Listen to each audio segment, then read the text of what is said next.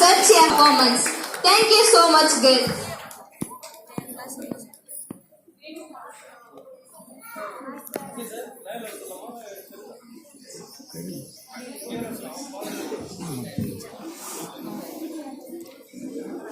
அடுத்ததாக ஆறாம் வகுப்பு மாணவிகள் பாடல். தேனிஷா, ஆறாம் வகுப்பு, காந்திஜியின் பொன்மொழிகள்.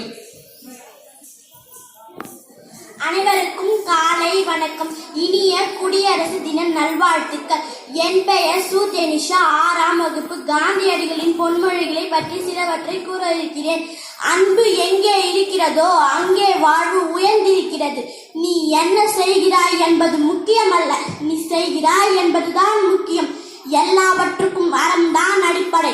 அந்த அறத்திற்கே உண்மைதான் அடிப்படை. பிறர் எப்படி இருக்க வேண்டும் என்று நீ விரும்புகிறாயோ முதலில் அதுபோல நீ மாறு. குறிக்கோளை அடையும் முயற்சியில் தான் மகிமை இருக்கிறது, குறிக்கோளை அடைவதில் இல்லை. அமைதியை அடைய எந்த பாதையும் கிடையாது, அமைதியே தான் பாதை. பொறுமையும் விடாமுயற்சியும் இருந்தால் சிரமங்கள் என்னும் மலையை வென்று விடலாம். குணநலனும் புனித தன்மையுமே பெண்ணின் உண்மையான ஆபரணம்.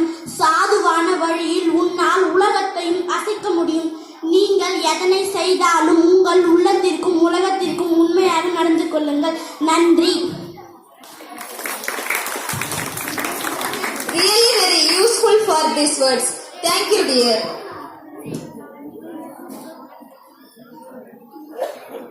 Stage 7th English medium girls India Wale song.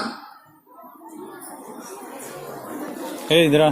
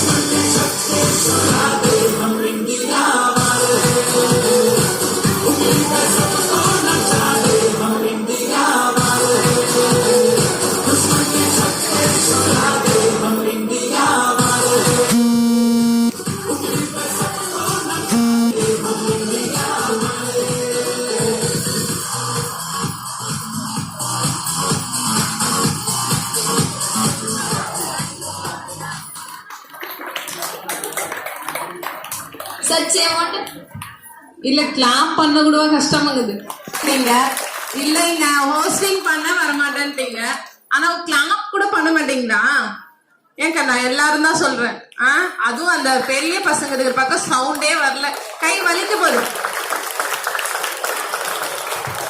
Such a wonderful performance, my dear. Charmi, Infantinisha, Ilamadi. I would like to call the students from the sing the Republic Day song. Disconnected. Here.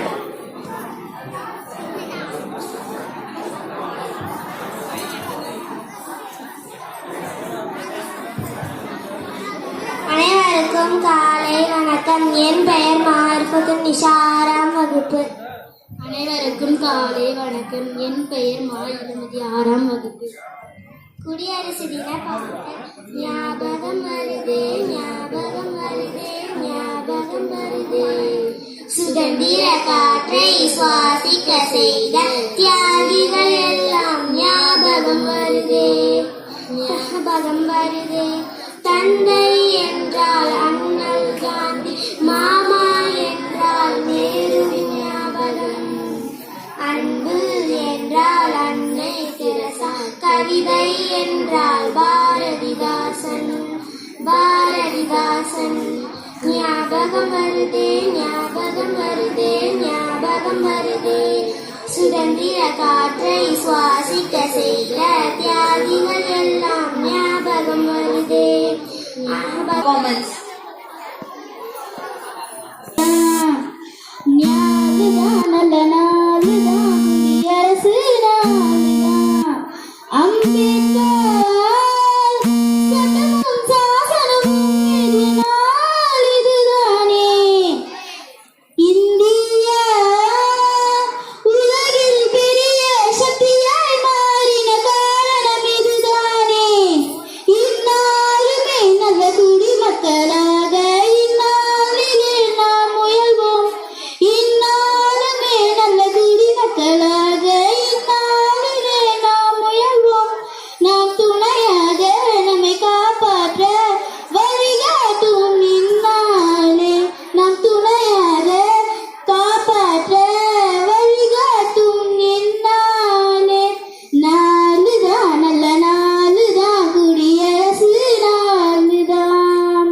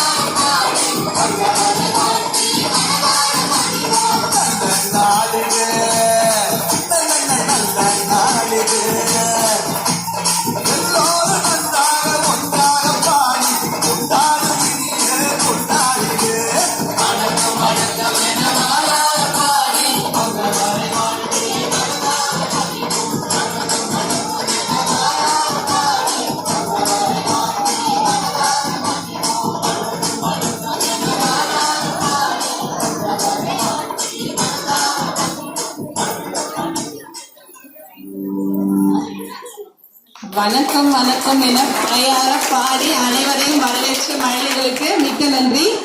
அடுத்ததாக நம்ம அறிவியல் முன்னேற்றத்துல மிக பெரிய success நம்ம அடைஞ்சிருக்கோம் இப்போ. ஏன்னா நம்ம Chandrayaan launch பண்ணதுக்கு அப்புறம் அப்ப அந்த சந்திராயனோட சயின்டிஸ்ட் ஒருத்தவங்களை நம்ம ஸ்கூலுக்கு இன்வைட் பண்ணலாம்னு ஒரு ஆசை இருந்தது. ஆனா நம்மளால முடியாதுன்றதால நம்ம மாணவர்களே சயின்டிஸ்டா மாறி அவரை ஒருத்தர் நம்ம மாணவரே வந்து இன்டர்வியூ பண்ற மாதிரி ஒரு ப்ரோக்ராம் ரெடி பண்ணிருக்காங்க. 9th boys come on the stage. First நம்ம மிஸ்டர் சிவனை வெல்கம் பண்ணிக்கலாமே. நல்லா கிளாப் பண்ணி வெல்கம் பண்ணலாமே.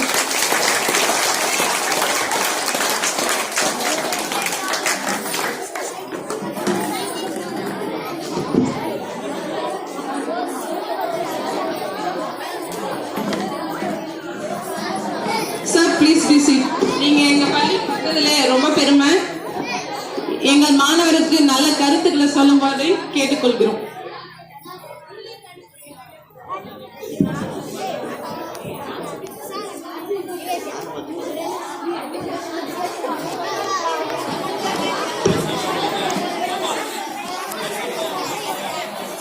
அறிவியல் அறிஞரை நேர்காணல் செய்ய இருக்கிறோம்.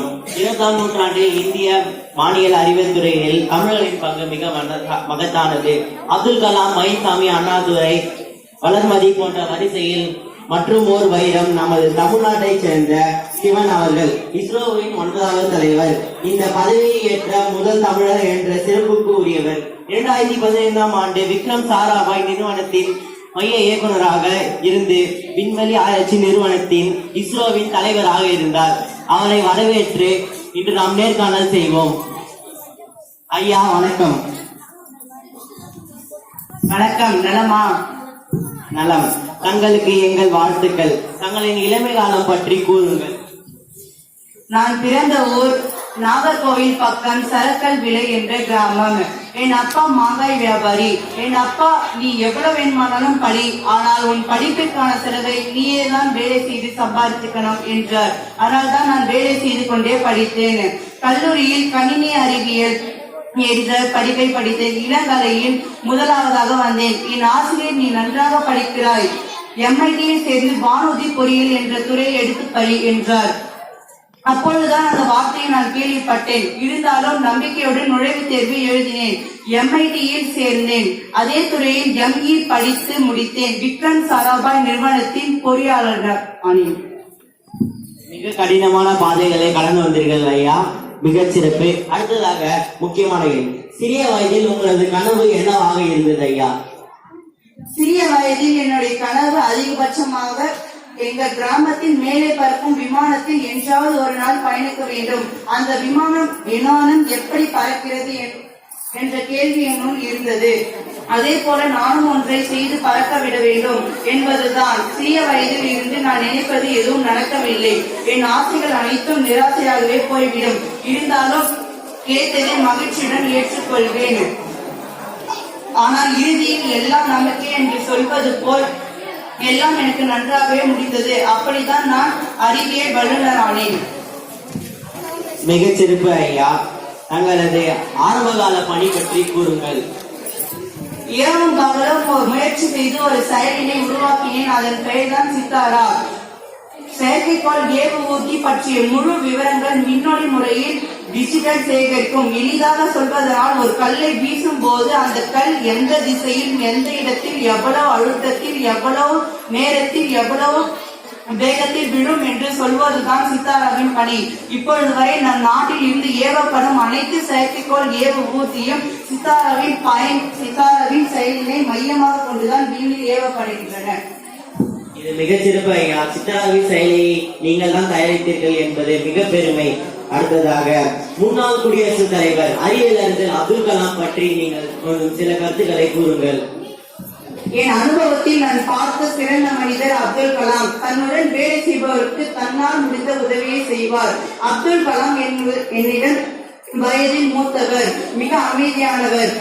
யாராவது சிறிதளவு வெற்றி பெற்றாலும் பெரிதளவு பாராட்டுவார். நான் சித்தாரா போன்ற மென்பொருட்களை தயாரிப்பதால் என்னை எப்பொழுதும் மென்பொறியாளர் என்று அழைப்பார். மிக சிறப்பு மென்பொறியாளர் அவர்களே. இஸ்ரோவின் தலைவராக நீங்கள் எதற்கு முன்னுரிமை தருவீர்கள்? இந்திய விண்வெளி ஆராய்ச்சி நிறுவனத்தின் நோக்கமே இந்த தொழில்நுட்பத்தை வைத்து குறைந்த செலவில் மக்களுக்கு தரமான சேவைகளை அளிப்பதே ஆகும். மிக சிறப்பு. அடுத்ததாக அனைத்து பொதுமக்களும் கேட்கக்கூடிய கேள்வி, பொதுமக்களுக்கு இந்த தொழில்நுட்பத்தின் என்ன பயன்? ஒவ்வொரு ஆண்டும் விவசாயத்தின் மூலம் எவ்வளவு விளைச்சல் கிடைக்கிறது என்று ஆராய்ந்து அரசுக்கு தெரிவிக்கிறோம். இதனை கொண்டு அரசுக்கு அதற்கு ஏற்ற திட்டங்களை வகுக்க முடிகிறது. நிலத்தில் எந்த இடத்தில் மீன்கள் அதிகமாக உள்ளது என்று ஆராய்ந்து மீனவருக்கு தெரிவிக்கிறோம். அது மட்டுமில்லை, மக்கள் பயன்படுத்தும் அனைத்து இணைய செயல்கள் அனைத்திற்கும் செயற்கைக்கோள் அவசியம் தேவை. மக்கள் வாழ்க்கை தரம் உயர்வதில் செயற்கைக்கோள் முக்கிய பங்கு வகிக்கிறது. இதை அனைத்து பொதுமக்களும் நாங்கள் தெரிவித்துப்படுகிறோம் ஐயா. அடுத்ததாக அனைத்து மக்களும் ஒருபடி ஏன் வீண் செலவு செய்கிறீர்கள் என்று கேட்கிறார்கள். உலகிலேயே இந்தியா குறைந்த செலவில் செயற்கைக்கோள்களை விண்ணில் நிலைநிறுத்தது. இதை பற்றி நீங்கள் எப்படி கருதுகிறீர்கள்? விரைந்து பயனை பெறுவது சிறப்பானது. செலவை குறைக்க 1000 வழிகள் உள்ளது. தற்போது மறு பயன்பாடு ஏவூர்தியை தயாரித்துக் கொண்டிருக்கிறோம். அதில் முதல் கட்டத்தில் வெற்றி பெற்றுவிட்டோம். இன்னும் சில ஆண்டுகளில் மறு பயன்பாடு ஏவூர்தியை வெற்றிகரமாக உருவாக்கிவிடுவோம். மிக சிறப்பு. அடுத்தாக இறுதி கேள்வியாக, மாங்காய் வியாபார குடும்பத்தில் பிறந்த நீங்கள் கடினமான பாதையை கடந்து வந்திருப்பீர்கள். தற்போது இஸ்ரோவின் தலைவராக இருக்கிறீர்கள். உங்களது வெற்றியின் பின்னுள்ள காரணத்தை ஆவை. படிப்பாக இருப்பினும் பணியாக இருப்பினும் நான் முழு ஈடுபாடுடன் செய்வேன். நெருக்கடிகளில் என்னை உயர்கல்வி படிக்க வைத்த என் ஆசிரியர், என் கல்லூரி ஆசிரியர், தொழில்நுட்ப ஆசிரியர், இஸ்ரோவின் மூத்தறிஞர்கள் மற்றும் என்னுடன் அவரின் சக பணியாளர்களுக்கு என்றும் நான் நன்றியுடையவன். மிக சிறப்பு ஐயா, நன்றி. இதை போலவே மற்றவர்களும் உங்களுக்கு அடுத்த தலைவராக தமிழ்நாட்டிலிருந்தே உருவாக நான் ஆசைப்படுகிறேன். விண்வெளி துறையில் நீங்கள் மேன்மேலும் மகத்தான சாதனைகளை படைத்த வாழ்த்துக்கள். நன்றி.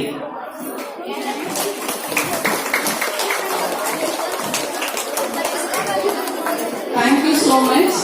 பர்ஃபார்மன்ஸ் எல்லாமே பாத்தீங்கன்னா குழந்தைங்களுக்கு பொங்கல் விடுமுறைக்கு அப்புறம் இடையில அடிக்கடி விடுமுறையோட பண்ணாங்க. பரவாயில்ல, இன்டர்வியூல வந்து கரெக்டா மிஸ்டர் சிவன் பதில் சொல்வாரான்னு கொஞ்சம் தயங்கினோம். மிகச்சிறப்பா சொன்னதுக்கு மிக நன்றி. அடுத்ததாக